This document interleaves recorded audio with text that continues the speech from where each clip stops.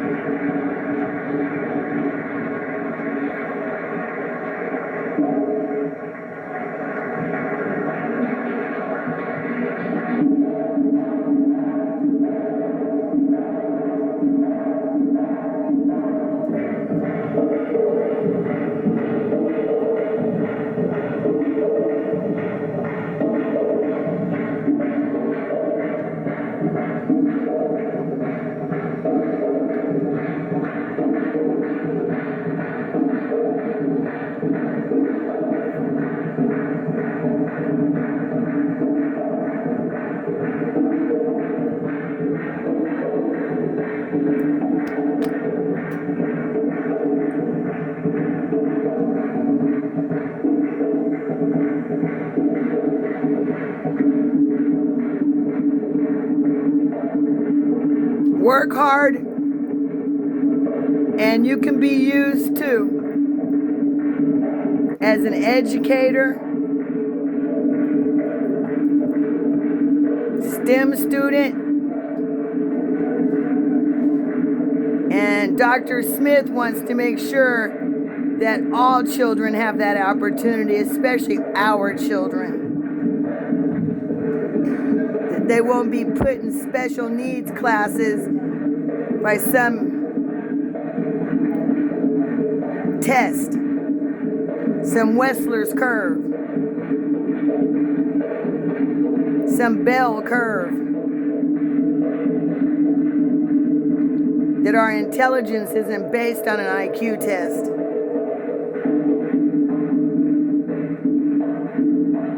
This is a taste of the PanAfricanism.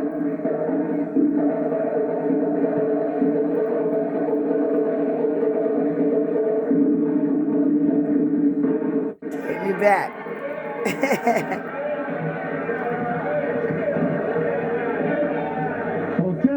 Hotep. Assalamu alaikum. Assalamu alaikum. What's up? What's up? Please begin, as I always do, in honor of my mama and my grandmother. Let the words of my mouth and the meditations of my heart be acceptable in thy sight, O Lord, my strength and my redeemer. Just trying to show some respect for the effort my mama and grandmother made to raise me in the admonition of a supreme being. Even though I might stray away from the one that they was off into, I do recognize the existence of an all-powerful being that's in control of what's going on. And that I want to be a part of that divine plan. As I say, that particular prayer is that I'm asking the divine God to take control of my mouth, because all y'all can hear is what come out of my mouth. He knows what's in my heart. And I want the truth to be what you get. And so I want him to be able to make that truth understandable to you. I'm so glad that Brother Alton Maddox kind of spiritually gave me the direction that I should go, because I had a two-pronged thing. When Sister Karen Mason called and asked me to give a title, I was coming to announce the existence of a new book that just came out. It's edited by Professor Clinton Crawford. Dr. Crawford is at Medgar Evers College at City University, New York in Brooklyn. And I have an article in here that all of y'all need to read, because it's the bomb. And I'm going to dwell on some of the stuff, because I don't want to dwell on the stuff that I've already spoken on. A lot of times people say, oh, I've heard that one before. Don't he know something else? Well, that stuff that's different is in this book. And I'm going to give you just a taste of it, because it does deal with the law. When I first, as a graduate student, became aware of the fact that the language of descendants of enslaved Africans was an African language system, I wrote letters to what was then called the Department of Health, Education, and Welfare. Somewhere in the early 1970s, they made a split between the Department of what they call HEW, H-E-W, Health, Education, and Welfare, and took the Department of Education out. And so now there's a federal Department of Education, and the Department of Health Services is just the Department of Health and Human Services. That division came subsequent to letters that I'm going to be showing you tonight. But I want to give you that background and history on the of our people, because in this presentation that I made to UAM, I tried to describe the fact that the descendants of enslaved Africans who are really astute in their understanding would recognize that the language that we speak represents the language of our nation. I mean, people claim to be black nationalists, and then when you ask them, what do you mean you're a black nationalist, they kind of understand that the nation of people who are descendants of enslaved Africans are not really members of that nation style, the United States of America. And as Brother Maddox has pointed out, that's because the Constitution itself had nothing to do with you when it was created. We were made a part of this government, but we were not a party to its creation. We were being held as captives and enslaved, performing involuntary servitude. And that Albany Convention and that First Continental Congress and that Second Continental Congress and all that stuff that those crackers was doing to try to form this, as they call it, perfect union. And I learned something tonight, and I got to go back and correct a whole lot of my notes, because I sure enough thought that the crackers wrote the Constitution. You know, and I'm man enough to admit that they had fooled me on that one. I hadn't done that much search in the history, boy, and it's always good to have a brother that is in the field that will guide you. You see what I'm saying? Because he studies law. And I had looked at this as a creation of the white people without taking into consideration the historical context in which it was going on. So it was a blessing to be here tonight to hear Brother Maddox break down the fact that the Native Americans, the Iroquois Indians, were the people who gave this cracker the concept of federation as opposed to this separate states' rights. And I am definitely going to correct that in my own presentation. Wow. In that presentation, thank you, Doc. I was pointing out that there's a definition of a nation that is put forth by what are called dialectical and historical materialists, that a nation is a historically evolved, stable community of people formed on the basis of a common language, a common territory, a common psychological makeup, manifested in a common culture and a common economic life. I'm going to say that again just for the record. What is a nation? A historically evolved, stable community of people formed on the basis of a common language, a common territory, and a common psychological makeup manifested in a common culture and a common economic life. Now, one of the parts then of a nation is it has a common language. Well, how you gonna be a nation and you claiming some other nation's language as the language of your nation? You automatically done fool yourself if you claiming to be a non-self-governing nation, but you claiming the nation of another language of another nation as your national tongue. Teach, Ernie. Teach, Dr. Smith. Teach, I Doc. was trying to get across in that presentation about Ebonics. Ebonics not only identifies the African ancestry in the structure of the way you speak, but it identifies for you a language system that sets you apart from other nations of the world. The language that is called Ebonics, as you've heard me over the years, and you know, UAM was way ahead of them people in 1996, because first time I presented was at the Slave over in Brooklyn. That was in 94. So the UAM was way ahead of them old dead Lazarus Negroes who found out about Ebonics in 1996 with the Oakland Resolution. But what y'all knew was that this thing on Ebonics had been going on all the way back in the 70s. That there were black nationalists. Thank you, Doc. The notion that the black man in America was not members of that nation style, the United States of America. He had his own language, and that language can be identified as genetically related to the Niger-Congo and West African languages from which we were brought from Africa speaking. In 1976, this is 3 years after the term Ebonics was coined. Now, I met him in 77. I wrote a letter to the then Secretary of HEW.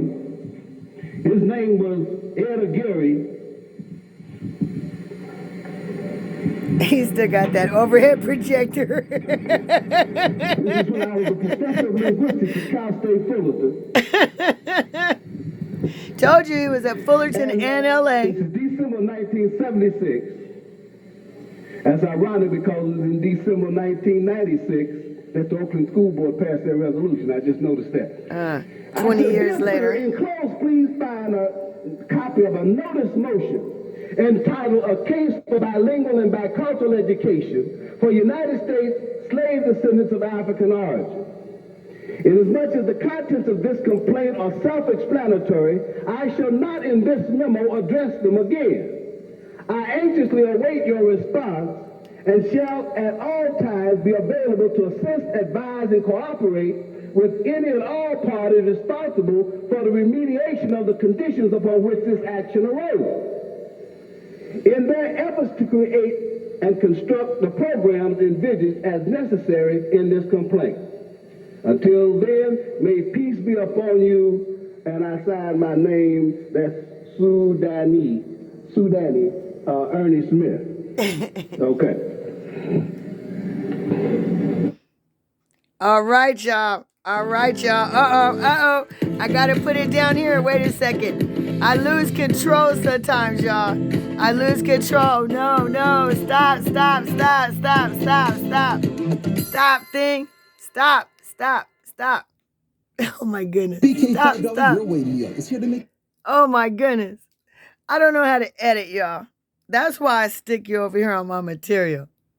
I'm trying not to show the screen, and I hope it, I'm just trying to use the material for educational purposes, and sometimes it runs over, and I'm not catching the video to be able to turn it off. So one day I'll learn how to edit, but until then, you get my material, all right? Anyway, that really made me reminisce. So I hope you enjoyed Dr. Ernie Smith as much as I did. I got to spend 10 weeks with him and all the other professors that were at Cal State LA in the Pan-African Studies Department. And Carol, what's Carol's last name? Carol in the jewelry department. I can't remember her last name. All those teachers, but I remember Sweet Ernie. 65 years old. I was a kid. I showed you the picture, right? I showed you the picture. There's me.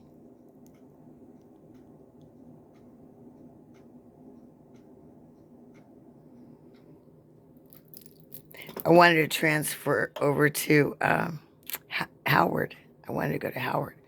Ernie said, oh, no, they can't let you in, Howard. You'll come back worse than Angela Davis. So, give you a little bit of background. Who I am, where I came from a little bit. And the people that were really important in my life. Another professor was in quantitative reasoning, Dr. Vincent Berry. Can't find him. Very hard to find his book. Yeah, quantitative. It was called Practical Logic by Vincent Berry. That's a book that changed my life. Learning logic, learning how to argue. So, I might come back again, but I just wanted to share my heart with you. As an educator, when I was young, now I'm old. And when you see me come on here and say kind of off-the-wall things to you, maybe it's off the wall. I know. It's out of Leto. It's a Cali Griot. I'll be back.